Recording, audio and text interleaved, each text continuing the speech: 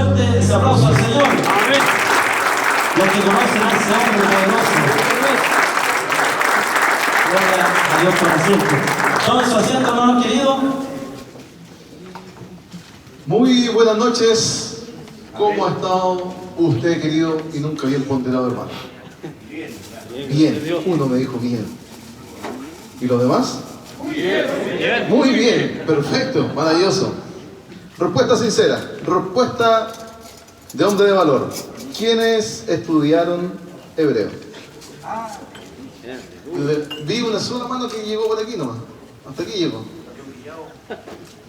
Esto no es para avergonzar a nadie. La idea es que nos comprometamos en estudiar la palabra.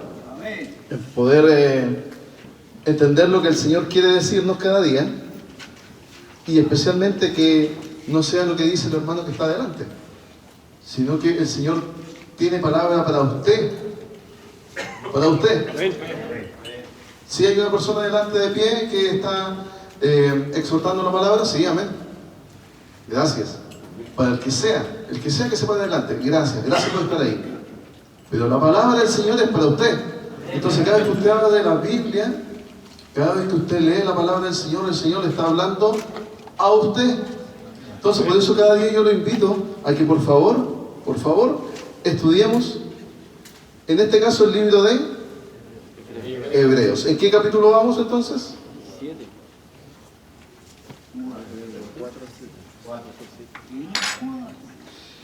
El final del 4 hasta el 7. La semana pasada repasamos algunas cositas, adelantamos otros conceptos, que la idea es que mantengamos en nuestra mente, que podamos manejar.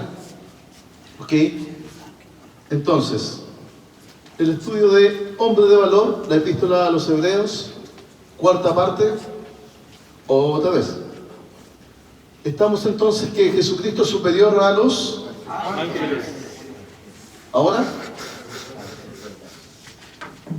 ¿en qué parte estamos? Jesucristo superior a los sacerdotes. Ahí vamos. Ya vimos que era superior a los ángeles. Repasamos solamente que era superior a los profetas. Vimos que era superior a Moisés. Y ahora estamos en que Jesucristo es superior a los sacerdotes. Y Él es el gran Sacerdote. ¿Pero qué quiere decir esto para nosotros? La semana pasada repasamos la introducción, que era el capítulo 4 al final, verso 14, capítulo 5, ¿recuerdan? Desde el verso 1, el capítulo 5, vimos el verso 3 al 7, y ahí vamos, verso 5. Vimos que Jesucristo, aunque era hijo, por lo que padeció, aprendió la obediencia. ¿Eso quiere decir que Jesucristo no era obediente antes de esto? Siempre lo fue. Pero entonces, ¿por qué dice que, aunque era hijo, por lo que padeció, aprendió la obediencia? ¿Por qué tuvo que aprender la obediencia?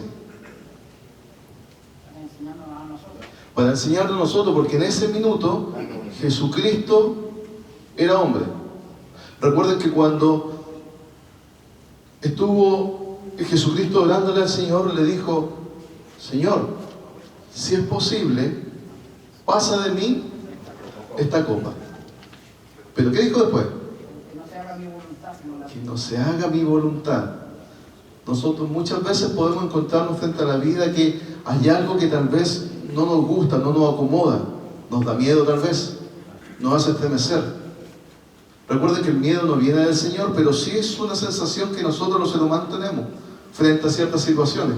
¿O no me dice usted que cuando va cruzando una calle y viene un auto y le toca la bocina, nos asusta? Y si está muy cerca, llega a tener pavor sobre esa situación. Y si está bien conectado con el Señor, en ese exacto segundo le dice: Señor, cúbreme con tu sangre. Yo lo diría. Entonces, como dice el 9, y habiendo sido perfeccionado, vino a ser autor de eterna salvación para todos los que le obedecen. ¿Para quién es autor de eterna salvación? Para el que obedece. obedecen. Los que le obedecen. Y fue declarado por Dios mismo sumo sacerdote, según el orden de Melquisedec. Esto es importante, el verso 10 dice, y fue declarado por Dios sumo sacerdote. Ahora, ¿por qué es importante? ¿Por qué estamos viendo que Jesucristo es superior a los sacerdotes? Sin ánimo de ofender, pero ¿qué me importa a mí? Yo hoy en día sé y entiendo que Jesucristo, es Hijo de Dios, es superior a todos y a todo, a todos los dioses indios, todos los dioses egipcios. Entonces, ¿por qué me tienen que aclarar que Jesucristo es superior a los sacerdotes?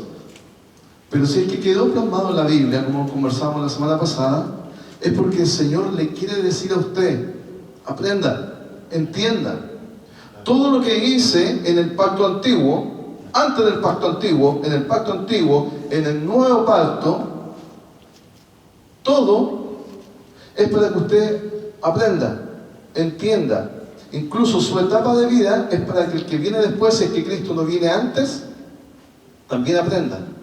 Porque nuestra alma debe madurar, perfeccionarse. Entonces nosotros estamos en esta etapa en que estamos aprendiendo el por qué el escritor de Hebreos nos está explicando que Jesucristo es superior a los sacerdotes y es el gran sumo sacerdote. ¿De dónde salían los sacerdotes? ¿De qué tribu? De la tribu de Leví, ¿cierto? ¿Y de dónde salían los sumos sacerdotes dentro de la tribu de Leví?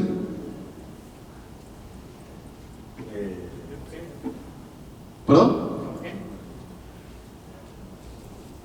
La descendencia de Aarón. De la descendencia de Aarón. Específicamente. Ese era el meollo del asunto. De la descendencia de Aarón debían salir los sumos sacerdotes elegidos ¿por quién? Por Dios. Entonces Dios determinaba al sumo sacerdote de un linaje, de una descendencia, y todos los sacerdotes venían de la misma casa, de la misma casa de la misma tribu de Leví, ¿cierto? Los sumos sacerdotes de Aarón específicamente, pero los sacerdotes de Leví. Aarón estaba dentro de la tribu de Leví, pero eran elegidos ¿por quién? Por Dios. Y aquí el escritor de Hebreos nos dice que Jesús fue declarado por Dios. No es que Jesucristo se haya autoproclamado sumo sacerdote. Él sí dijo, yo soy la verdad y la vida. Soy el camino. ¿Cierto? Él lo declaró, lo dijo, pero él jamás dijo, yo soy el sumo sacerdote. Y aquí hay un tema. Nosotros lo vemos súper lindo. Ah, sí, fue declarado por Dios sumo sacerdote. Pero pongámonos en ese tiempo. En ese tiempo, esto era ley. Esto era tradición judaica, donde el sumo sacerdote era prácticamente amo y señor. Entonces lo que él decía, acuérdense que en ese tiempo solamente se podían expiar los pecados a través de ¿quién? Del sumo sacerdote.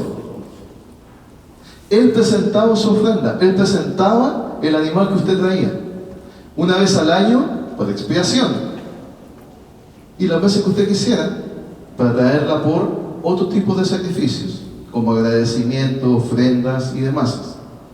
Pero una vez al año por expiación, para pagar todos los pecados, de todos, primero de él, del sumo sacerdote, y luego de todo el pueblo. Entonces imagínense el poder que tenía espiritualmente hablando, socialmente hablando, decir, aquí viene el sumo sacerdote, sumo sacerdote. Pero ahora el escritor de Hebreos declara que Jesucristo fue declarado por Dios sumo sacerdote. ¿Se acuerdan cuando estos 4 amigos llevaron al paralítico frente a Jesucristo? No hallaban cómo entrar a la casa porque estaba llena. ¿Qué hicieron? Se fueron por el techo, agotaron todos los medios, abrieron el techo y bajaron. O sea, si es su casa, hermano, y vienen hermanos de la iglesia a romperle el techo, ¿qué va a hacer usted? No, sí, amén, pase, porque esto va a quedar escrito en la Biblia. ¿Cierto? Pero estaba la presencia del Señor ahí, de Jesucristo. Y Jesucristo, ¿qué le dijo el paralítico? Tus pecados te son perdonados. Toma tu lecho y anda. O sea, lo primero que le dice, eres salvo. Luego de la salvación viene la sanidad. Por eso los sacerdotes que habían ahí, por eso los escribas, por eso los fariseos, todos ellos decían, este blasfema, ¿qué se cree?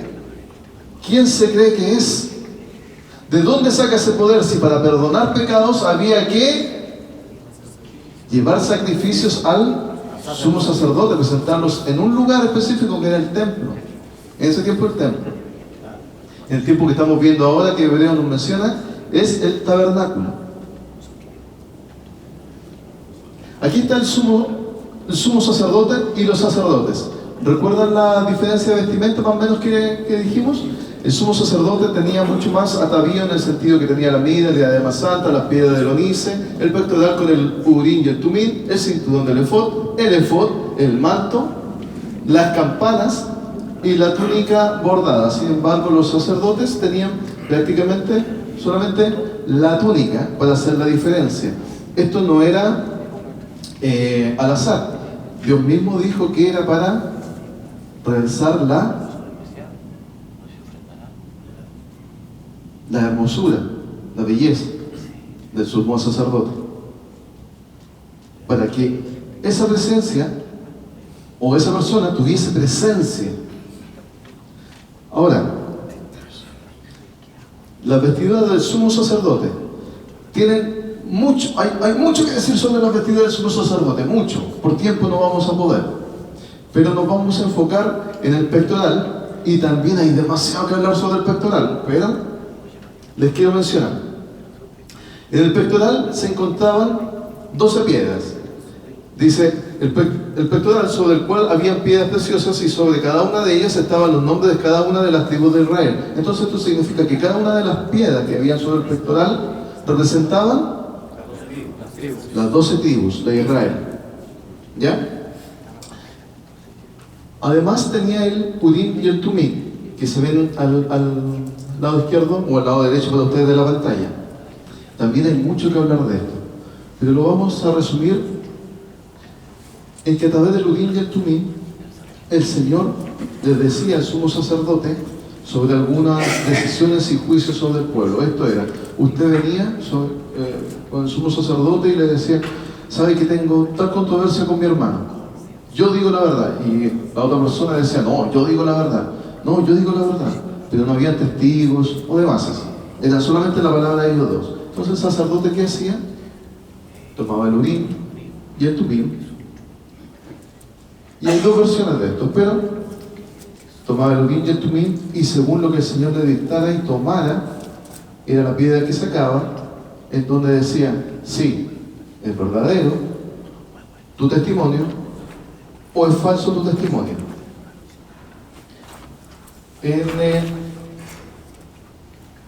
En una descripción dice, el Tumim del hebreo significa inocente, el Urim del hebreo significa luz, revelación, verdad, o se puede interpretar como culpable.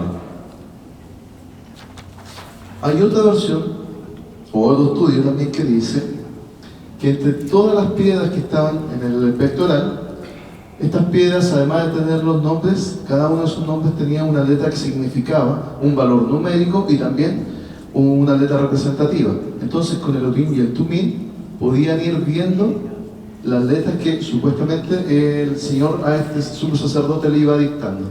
¿Para qué? Esto no es adivinación, por si acaso. No lo confundamos con que hay algo que se parece mucho que Satanás hizo, que se llama la tabla del Ouija, en donde ponen una cosita ahí y las personas ponen las manos y van para allá con las letras.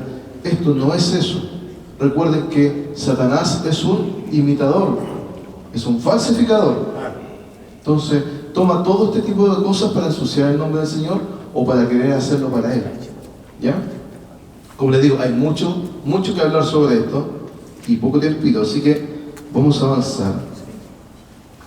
El sumo sacerdote, entre todas las cosas que él hacía, él tenía a cargo la ley. Esto, ¿qué quiere decir? Moisés se le presentó la ley, ¿cierto?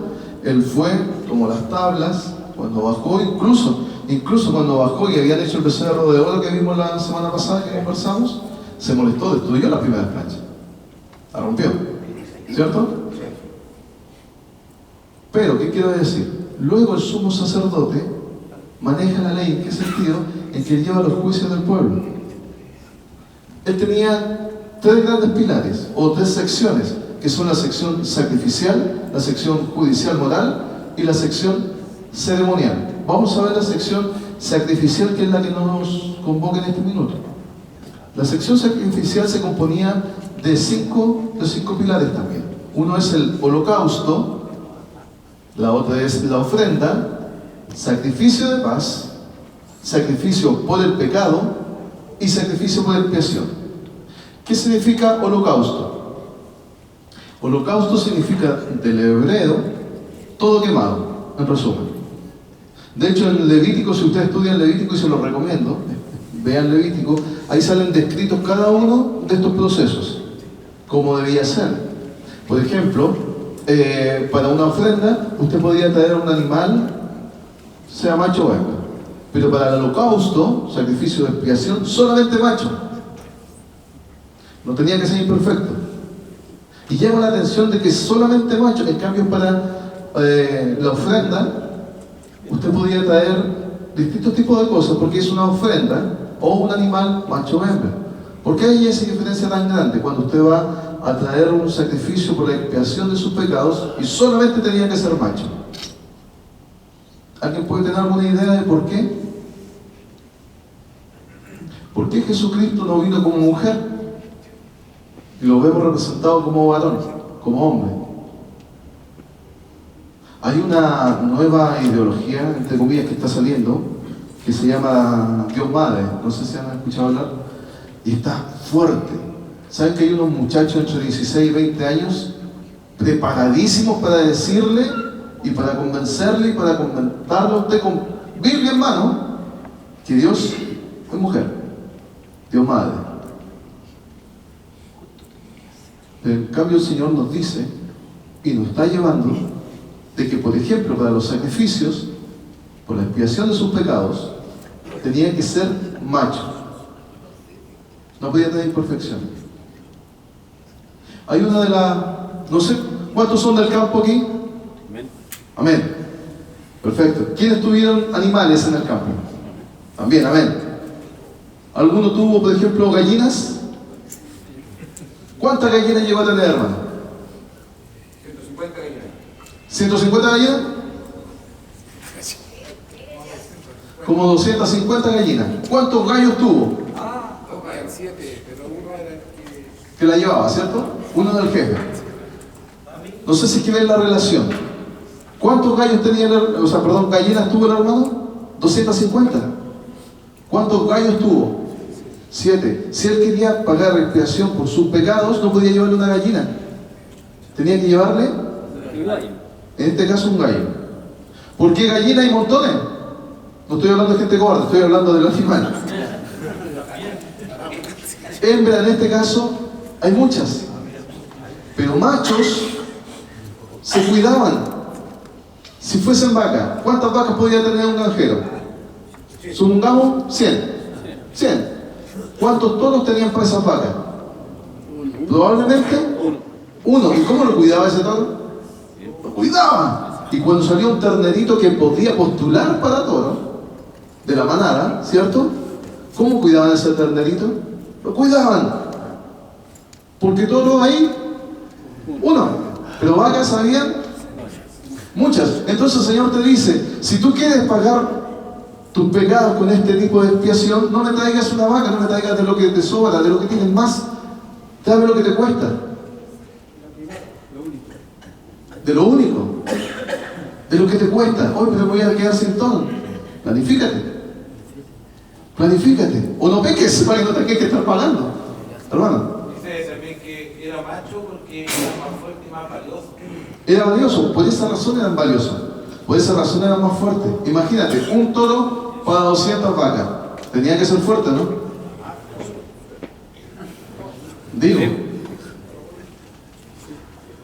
Era valioso porque si se quedaba sin el toro, ¿qué pasaba con la generación de vacas?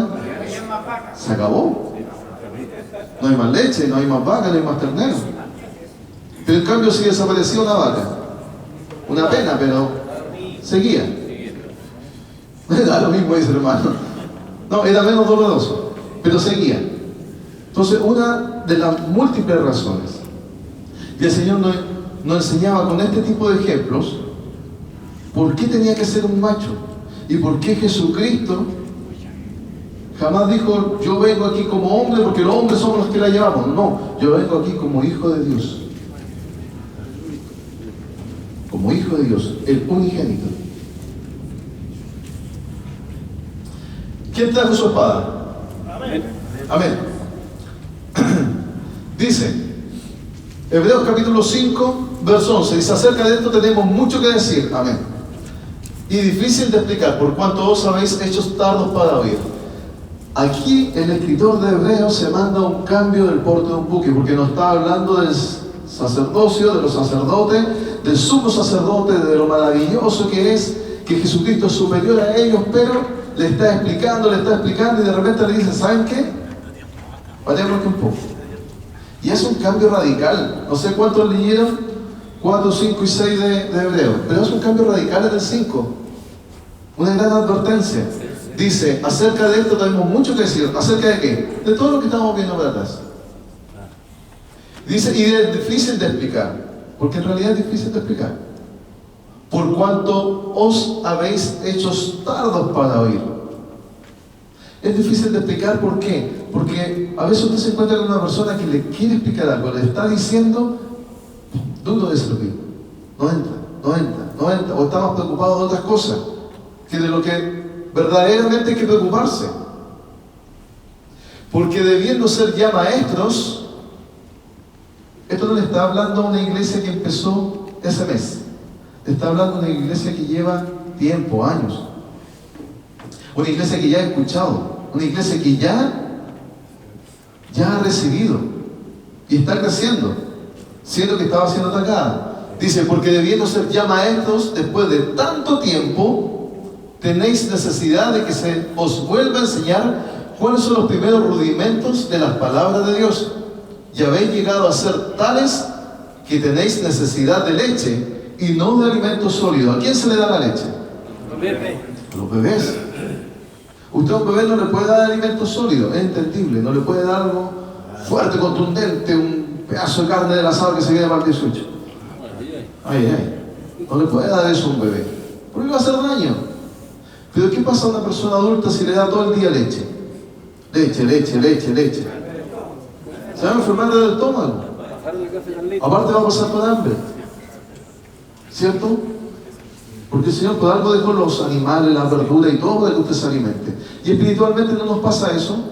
Si llevamos 20 años del Evangelio, ¿por qué tenemos que estar repasando otra vez las bases? Yo no lo estoy retando a usted, le estoy diciendo lo que el escritor de Hebreos nos está diciendo a todos nosotros. O sea, ¿cuántos años lleva en el Evangelio, hermano? No, yo llevo 20 años. Ah, entonces usted ya es maestro. Entonces usted debe estar a punto de levantar una iglesia. No, yo... Ah, pero trabaja en la iglesia. No, yo me siento. Pero escucho. Ah, sí, ¿de qué se trató el sermón de este domingo? Empezó tarde, sí. Eso es lo que me acuerdo. Entonces, ¿qué pasa con nosotros después de 20 años, 10 años, 5 años en el Evangelio? El 13 dice, y todo aquel que participa de la leche es... ¿Lo pueden decir más fuerte? Y todo aquel que participa de la leche es... Inexperto en la palabra de justicia, porque es niño. Y hay una cosa distinta, porque el Señor nos dice que nosotros debemos ser como niños para entrar en el reino de los cielos, pero no debemos ser niños. Ser como no significa ser. ¿Cierto? El 14 dice, pero el alimento sólido es para los que han alcanzado madurez. En esta tierra lo hemos conversado varias veces. Nuestra alma está para madurar, para tomar experiencia, y para perfeccionarse. Dice, pero el alimento sólido es para los que han alcanzado madurez, para los que por el uso tienen los sentidos ejercitados en el discernimiento del bien y del mal. Fíjense lo que dice ahí, para los que por el uso, ¿de qué uso está hablando? Del uso de la palabra, ¿cierto? Porque arribita decía los rudimentos de la palabra de Dios, y todo aquel que participa es inexperto en la palabra de justicia, la palabra del Señor, porque es niño. La palabra de justicia aquí tiene otro significado más profundo, por ejemplo, no creo que lo alcancemos a explicar, pero en ese tiempo estaban persiguiendo a los cristianos, tanto Nerón como Dionisio, si mal no recuerdo, que era el emperador que viene después, los estaban persiguiendo, los tomaban, los capturaban, y no, dice uno de los libros, no la Biblia, el libro de los estudios romanos, que cuando iban a preguntar, ¿qué hago con este cristiano que capturé, que lo acusaron? No gastéis plata del imperio de él. Tómalo y mételo preso, castígalo, ¿no? Entonces, la palabra de justicia en ese tiempo era lo que la persona que estaba ahí decía. ¿Usted como cristiano está preparado para esa palabra de justicia? Sea injusta o justa. ¿Está preparado para sufrir por el Señor, por el nombre de Jesucristo? Porque hoy en día nosotros somos cristianos, pero sumamente tranquilos, salimos de aquí y nadie nos molesta. En el trabajo algo nos dirán, estáis loco, a lo más. Pero nadie nos molesta. En este mismo siglo, en este mismo año, en otros países sí los persiguen, sí los encarcelan, sí los matan. Gracias al Señor porque estamos en una paz y en una tranquilidad. Gracias, Señor. Pero esa paz y esa tranquilidad nos adormece y nos hace preocuparnos de otras cosas. Nos adormece la palabra, siendo que el Señor nos dice que si quedamos en ese adormecimiento, vamos a ser niños, inexpertos. Por tanto, dejando ya los rudimentos de la doctrina de Cristo, y aquí se viene algo controversial, algo fuerte. El escritor de Hebreos le está diciendo a usted, deje los rudimentos de la doctrina de Cristo. Oiga, ¿pero de qué me está hablando? ¿Cómo voy a dejar la doctrina de Jesucristo? No le está diciendo eso, le está diciendo, deje los rudimentos de la doctrina de Cristo. No significa que usted los olvide, los deje de lado y que eso ya no sirve. ¿Qué son los rudimentos? Los rudimentos básicamente son los inicios, son los principios. Es lo mismo que usted le enseñaron cuando usted llegó al Evangelio por primera vez. Toda la base, hermano, es bueno orar, es bueno esto, hermano, debe bautizarse, hermano, esto. Todo eso es sumamente bueno y usted debe tomarlo y atesorarlo. Pero ya debe dejar de ser bebé, debe dejar de ser niño. Eso le dice el escritor de Hebreos cuando le dice, por tanto, deje ya los rudimentos de la doctrina de Cristo. No le está diciendo aléjese del Señor, le está diciendo, esas bases ya se la enseñaron. Crezca, avance, estudie más allá. Vea qué pasaba en el templo antes, vea qué pasaba en el tabernáculo. Vea por qué Jesucristo es superior al sumo sacerdote. Dejando los rudimentos de la doctrina de Cristo, vamos adelante a la perfección. No echando otra vez el fundamento del arrepentimiento de obras muertas, de la fe en Dios, de la doctrina de bautismos, de la imposición de manos, de la resurrección de los muertos y del juicio eterno. Aquí están los 5 fundamentos de lo que es la doctrina de Cristo. Los fundamentos: arrepentimiento de obras muertas, fe en Dios, doctrina de bautismos, imposición de manos, la resurrección, muertos, la resurrección de los muertos y del juicio eterno. Son 6 fundamentos de la doctrina de Cristo. No significa que usted los debe olvidar, significa que eso ya son su base. Vamos más allá. Vamos más allá de la doctrina de los bautismos. Perdón. Y esto haremos si Dios en verdad lo permite. ¿Qué quiere decir? Hermano, ¿cuántos años llevan en el Evangelio? 20 años. Perfecto. Entonces todos los rudimentos de la doctrina de Cristo ya déjenlo atrás. Porque eso es leche. Es su base, pero es leche. Vamos más adelante. Vamos a la intimidad. Vamos a mover el mundo espiritual. Vamos a ver qué pasa con el mundo de los demonios. con el tema del ayuno, con el tema de exhortar. Vamos a ver qué pasa con la sanación.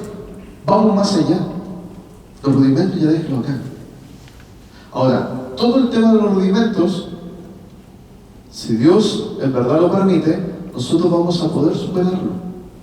Recuerden, no es dejarlo de lado, es avanzar.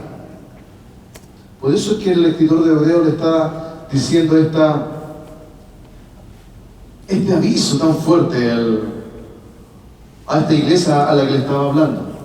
Dice el 4, porque es imposible que los que una vez fueron iluminados, y esto es súper controversial como dice el título ahí, y gustaron del don celestial y fueron hechos partícipes del Espíritu Santo, y asimismo gustaron de la buena palabra de Dios y los poderes del siglo venidero, y recayeron, sean otra vez renovados para arrepentimiento, y crucificando de nuevo para sí mismos al Hijo de Dios, y exponiéndole a vituperio. Esto es fuerte. De aquí salen dos grandes interpretaciones. Y usted puede consultarle al Señor qué es lo que le quiere decir. En resumen,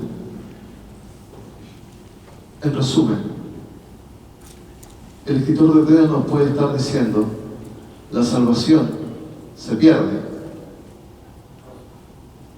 O nos puede estar diciendo: la salvación no se pierde, porque en realidad nunca fuiste salvo. ¿Por qué? Si conociste y fuiste partícipe de los hechos del Espíritu Santo y vuelves atrás, eres igual que el tercio de los ángeles que cayó. Y ellos ya están condenados. ¿Recuerdan que lo vimos en la primera charla? Los ángeles, creación de Dios, estaban todos juntos con Él. Y un tercio se rebeló, cayeron. ¿Y qué les dijo el Señor? Ya están condenados al lago de fuego. Eso será más adelante. En ese minuto fueron enviados a la tierra. Pero ellos ya están condenados. Entonces los ángeles, según la palabra del Señor, ya no se arrepienten. Porque ya conocieron al Señor, estuvieron con Él, tuvieron esa oportunidad. ¿Qué pasa con los que nunca han tenido la oportunidad de conocer al Señor y han hecho la de Kiko y Caco, pero se arrepienten? ¿Obtienen salvación? Amén. Pero ¿qué pasa con aquellos que se arrepienten? Participan de los hechos del Espíritu Santo. Gustan de la buena palabra de Dios y recaen. ¿Será que pueden sacrificar cuantas veces ellos quieran a Jesucristo en la cruz? Entonces no le estoy diciendo ni que la salvación se pierde, no le estoy diciendo ni que la salvación no se pierde, sino que nunca fue salvo. Lo que le estoy diciendo es que aquí el escritor de Hebreos nos hace una advertencia poderosa. Si usted está caminando en el filo, tal vez pensando o recayendo un poquito, sujétese, no permite que recaiga. Si usted cree que está recayendo, no se aleje, porque ya el escritor nos dice que no hay salvación. No se aleje, no es ese el punto. Tómese de la mano del Señor, no permita que nada lo bote, nada lo puede derrumbar, aunque Satanás lo venga a atacar. Vimos en la primera charla que el Señor, pone un ángel para su cuidado. Lo revisamos, está escrito en la Biblia, hay un ángel para usted. Y es un ángel protector. No es empleado suyo, pero está para el servicio de usted. No es que usted lo llame cuando usted quiera. El Señor lo envía. ¿Por qué? Porque usted le cree al Señor. Amén. Repasamos en los 5 minutitos que nos quedan el tabernáculo. ¿Recuerdan el tabernáculo, cierto? Rapidito. Entramos al tabernáculo, tenemos los 4 pilares, representan los evangelios, que representan el evangelio de Jesucristo, la entrada a este lugar. Luego tenemos el altar de sacrificio. ¿De qué material? Bronce. Es importante que nos aprendamos esto. ¿Y por qué insiste tanto, hermano? Ya van a ver por qué. ¿Pero por qué hiciste un tabernáculo si era lo mismo? Aprendámoslo. El altar de bronce. ¿De qué tipo de madera tenía? De acacia, perfecto. Luego tenemos la fuente de bronce, perfecto. Ya entramos al lugar santo. ¿Qué tenemos a nuestra izquierda? El candelabro. ¿Cuántos bracitos tenía? ¿Cómo estaba el candelabro? Perfecto. ¿Por qué estaba siempre encendido? Porque era la única luz, porque estaba todo oscuro, no había ventana, perfecto.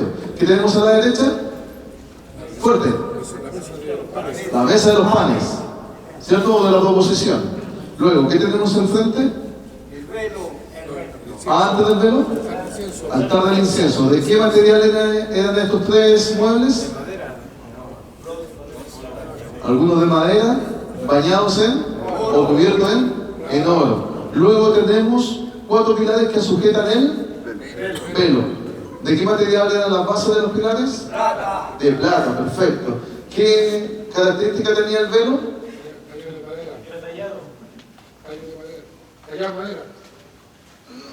Era tallado, pero ¿qué tenía? Querubines. ¿Ya? Luego entramos del velo y ¿qué tenemos ahí? El lugar santísimo. Perfecto, fuerte, el lugar santísimo. ¿Qué muebles tenemos ahí? Primero el arca. Muy bien. ¿Y qué tenemos sobre el arca? ¿Pero en qué estaban? ¿Cómo se llamaba el mueble que tapa el arca? Va por ahí. El propiciatorio. Y sobre el propiciatorio estaban los dos querubines que estaban como de frente. ¿Ya? Como mirándose. ¿Perfecto? Atendámonos a esto. Y alrededor del tabernáculo estaban las 12 tribus. Esto era especialmente para algunas fiestas judías. ¿Ya? Entonces, en los atrios tenemos esos muebles, en el lugar santo tenemos estos muebles y en el lugar santísimo tenemos estos muebles. Oro, bronce, plata y madera. El oro, bíblicamente, ¿qué representa? Divinidad. La fe. Lo andaba a hacer. La fe. Hay unos versos bíblicos, pero a ver si es que el próximo martes los podemos repasar. El bronce, ¿qué representa? El juicio o la justicia.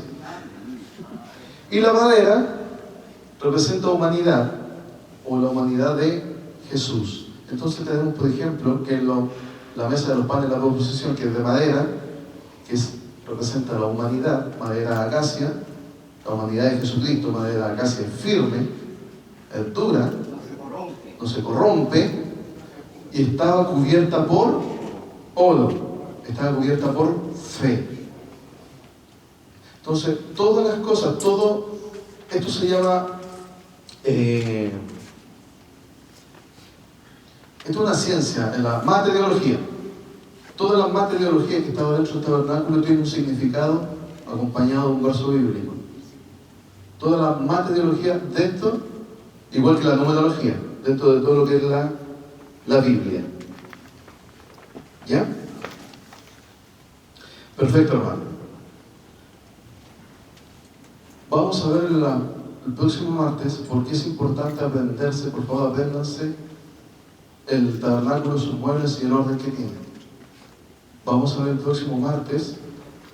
Ya vamos a entrar en el siguiente tema, pero vamos a culminar ese martes el por qué Jesucristo es superior a los sacerdotes y es el sumo sacerdote.